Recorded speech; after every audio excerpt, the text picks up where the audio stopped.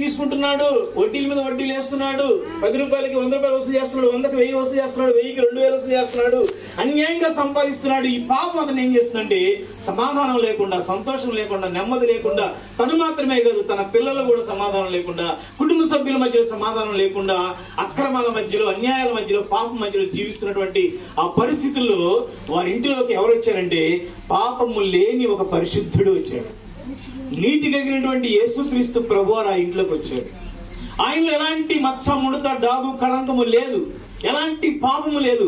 ఆయన అజన్మ బ్రహ్మచారుడు. ఆయన ఈ భూలోకానికి మనుషుల్ని, పాపులు రక్షించడానికి లోకానికి దిగి వచ్చాడు. యేసుక్రీస్తు ప్రభువారు ఆయన మనిషిగా దిగి వచ్చేటువంటి ఆ తరుణంలో ఒక దూత వాళ్ళ తల్లి మరియకి కనబడి అంటుందన్నమాట, ఈయన లోక పాపములు మోసుకొని ఓ దేవుని గొర్రె పిల్ల, ఈయనకి యేసు అని పేరు పెట్టు, ఎందుకంటే తన ప్రజలను వారి పాపం నుండి ఈయన రక్షిస్తాడు కాబట్టి ఈయనకి యేసు అని పేరు పెట్టమన్నాడు. అంటే యేసుక్రీస్తు ప్రభు వారు ఏం చేస్తున్నాడంటే తన ప్రజలని వారి పాపం నుంచి కాపాడుతున్నాడు, రక్షణలోనికి నడిపిస్తున్నాడు. పాపాల నుంచి విడిపించడానికి యేసుక్రీస్తు ప్రభు వారు ఈ లోకానికి వచ్చాడు. ఎవరైతే ఆయన్ని తన ఇంటిలోనికి ఆహ్వానిస్తున్నారో, తమ హృదయంలోనికి ఆహ్వానిస్తున్నారో, తమ గృహంలోనికి ఆహ్వానిస్తున్నారో, ఆయన చేసే పని ఏంటంటే వారి పాపాలకి క్షమించి వారి పాపాలకు విడుదలను కలిగిస్తున్నాడు. ఎలాంటి విలువైన వస్తువులతో మన పాపాలు పోగొట్టుకోగలుగుతాం? చాలా మంది అనుకుంటారు అనమాట, నా పాపాలకి ఎంతో కొంత వెల చెల్లించి ఆ వెలని ఒక 10 కోట్లు లేకపోతే కొన్ని లక్షల రూపాయలు మన దగ్గర ఉన్న విలువైన బంగారం ఇచ్చేసి నా పాపానికి పరిహారం చేసుకోవాలనుకుంటారు. లేదు అంటే ఏదో ఒక మంచి కార్యక్రమాలు చేసేసి నా పాపానికి పరిహారం చేసుకోవాలనుకుంటారు. కానీ పాపం అనేది ఎక్కడ ఉంది? హృదయంలో, అంతరంగంలో ఉంది.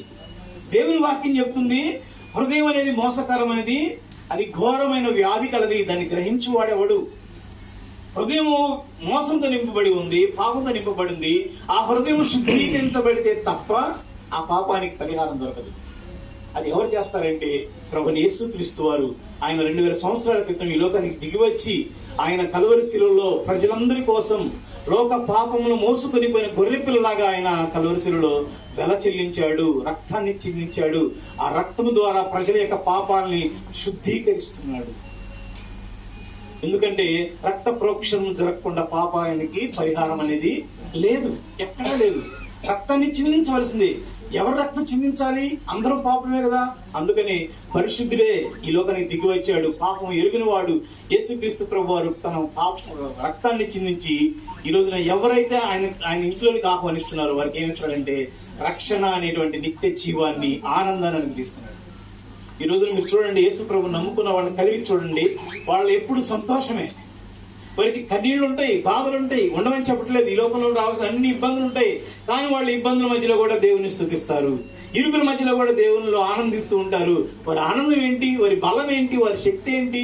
వారికి ఉన్న ధైర్యం ఏంటి అంటే వాళ్ళు అంటారు, మా రక్షణకర్త అయిన యెహోవాను బట్టి మేము ఆనందగానం చేయించున్నాము, మాకు విడుదల దొరికింది, మాకు సమాధానం దొరికింది, మాకు సంతోషం దొరికింది, ఆ సంతోషాన్ని మేము అనుభవిస్తున్నాము, ఆనందిస్తున్నామని మొదలుతున్నారు.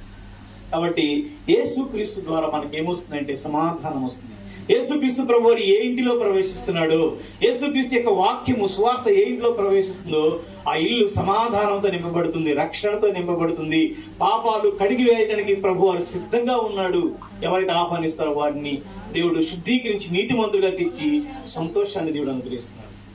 కాబట్టి యేసు ప్రభు ఏమిస్తున్నాడు మనకి? యేసు ప్రభు ద్వారా మనం ఏం పొందుకుంటున్నాం అంటే యేసు ప్రభు ద్వారా ధైర్యంగా చెప్పగలం, సంతోషాన్ని పొందుకుంటున్నాం.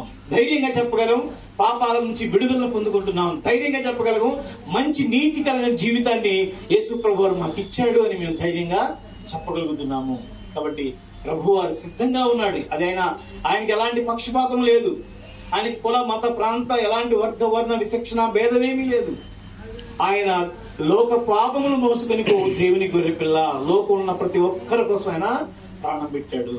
కాబట్టి ప్రభు వారు ఇచ్చేటువంటి దీవెన, రక్షణ అనేటువంటి ఆశీర్వాదము. ఇంకా దేవుడు ఏ విధంగా కుటుంబాలను దీవిస్తాడు?